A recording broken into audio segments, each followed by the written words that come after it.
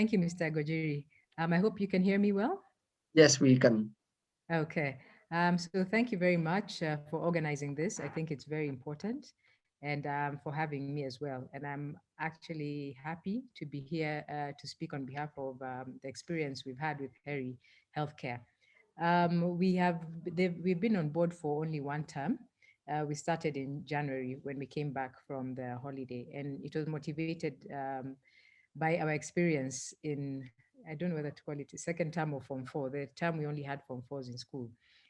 We had COVID cases, and it was quite a nightmare. And you can imagine trying to handle these young boys. But actually, the problem was not even the students, because they were fine. They were just tested positive, but health-wise, they were okay. But the panic that caused the parents, they were really distressed about it, and we had to manage that. So even though we sent the students home, because we said we're not going to isolate them in school, because we did not have an isolation facility. So we sent the students home and asked them to stay home for 14 days, come back with a negative test. Um, of course, parents, they somehow feel it was our fault that their students got COVID. And I can trust you, me, even the most supportive parent, at that point when their child gets COVID, they are not that happy with you. So it was a very fine balance, but of course we just managed it as best as we could. We kept explaining to them, it is a worldwide pandemic. It has nothing to do with our school or doing this or doing that. Even though we did all the protocols, we were fumigating and everything. So we decided, let's give something else a try. And that's why we brought Heri on board in January. So I think for us, we've had a good experience. For sure, I don't know how Mr. Indumuli does it with 1,000 plus students. I don't know how many students he has in his school, but for us, we have about 400 students, and it's still quite challenging handling, healthcare cases in a boarding school. Of course, students break, boys' schools, the major thing is broken arms, broken legs, broken this and that, because they do a lot of sports. And that is easy. They just need to go get an x-ray, get treatment and come back. But then there are also those other illnesses, which sometimes, can be a bit challenging when a student, and you feel like it can spread. It's not just COVID. Sometimes, you can see like 6 students maybe have a stomach ache, and you ask yourself, why? So for me, Harry, in terms of preventative, it's very important. Preventative care, making sure like our kitchen staff are well, they have their licenses. They're from the health ministry. The kitchen is kept clean so that we don't have issues of food being contaminated. Just reminding students to wash their hands all the time, wear your mask, just complementing the teachers' efforts. So that has been good for us. And for us being a private institution, parents are very sensitive in terms of how their students are handled. Not that the students in public schools, the parents don't care, but when they come to a private school, they feel that they're paying a premium, and therefore we must go the extra mile to make sure that they are comfortable and that they're handled in a very delicate way. So as Mr. Indumuli has said, and also as Njoki has said, it has really helped us to stop the cases of people going out of school. Because every time a child leaves schools, when they come back, number one, you have to search them. It's a security, it becomes a security protocol. We have to remove their bags, check everything, because there's always a reality that somebody can come with contraband from home. So if we can avoid that in and out, it's very helpful to us. So that has been a major plus for us this last term. Very few students went home. If it wasn't for dental or optical or broken bones, no one else went home, apart from if they have appointments, like if they're seeing a cardiologist, then they go to see their cardiologist. People with major issues, they go for the appointment and come back the same day. So it's been also very reassuring for us that we are not going to bring also COVID into the school. So that was a big plus. In terms of human resources, it's also been a win for us, because now the driver does not go up and down driving people in and out, because in a day sometimes we'd have 3 cases of students. One comes at 6 a.m., I'm not feeling well, they go to the hospital, come back. At lunchtime there's someone else who's not feeling well, and then by 4 o'clock there's somebody else who has hurt themselves in the field.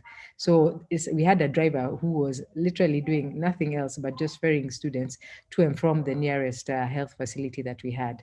So of course the driver, we have disengaged him from medical issues, and also we had a nurse. So we don't have a nurse anymore. So we have a full-time, from Heri, we have a full-time medical, a clinical officer as well as a nurse who now are covered 24 hours. So if the nurse takes a student in an ambulance to a facility, there's always somebody left behind for us. So that has been very helpful. And also dispensing of drugs, because you want to make sure people are getting the right medication at the right time and the right person. So that has been also very helpful. Some people come from home with medication, and it takes somebody who knows what they're doing. Some of those medications need to be refrigerated. Some of them are injectables. So they've been helpful to us, and also physiotherapists. They brought in physiotherapists for those people who have issues with they need rehabilitation, but also a lot of psychosocial support. It is correct that students did come back with a lot of issues, and we were able to help them, as much as we could, by offering psychosocial support. Another plus for us has been marketing. For us as a private school, we need to make sure we are marketable. So when a parent comes and they see a well set up clinic, and then they see good personnel who are presentable and they're able to answer their questions, it gives them that confidence, to come to your school. And also, even the ones who are in school, they're confident about leaving their students there. For us, so this for us is also a marketing tool, that yes, we are a school, but we also have a hospital. So you need to also play around with your strategy if you're here in a private school. So that's been a plus. And also the risk, taking the risk away from the school, because we are not a medical facility. So if anything happens to you or to a child in your care, you need to have a fallback plan. I remember Kabarak High School, they had an incident where a child fell sick. They did what they could, took them to the facility next door, and unfortunately, the child succumbed to whatever illness it was, and they were in court. So for me, and what I keep saying to Heri, you must take this very seriously, because this responsibility is now on you. So that takes that responsibility partially from the school.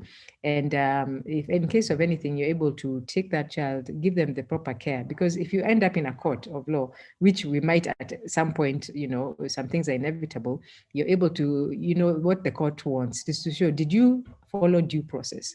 Yes, number one, I gave first aid, I did this. Number two, I put them in an ambulance. I didn't put them at the back of a pickup. Yes, I put them in an ambulance, and yes, I did take them to a health facility, and in between that, this is what I gave them. If you show due, process, that you were not negligent, then you're more likely to win a court case of somebody who might want to seek legal action. So we need to really protect ourselves and think about what it is and how we handle each and every child, regardless of where they come from. These are our children, and these are the future leaders of tomorrow. So we must handle them with the utmost care.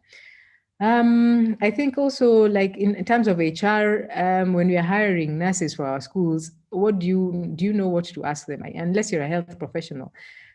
Luckily, I am a health professional, so I know the questions I might want to ask a nurse. But other than that, somebody from, who is not a health professional will not know what to ask a nurse. You just be like, okay, where are your papers? Okay, you look qualified, you have the license. But surely when we're hiring, we do not know exactly what we're looking for in terms of skills. So that's also a good thing. And also that whole where their leave comes in, we don't want to know.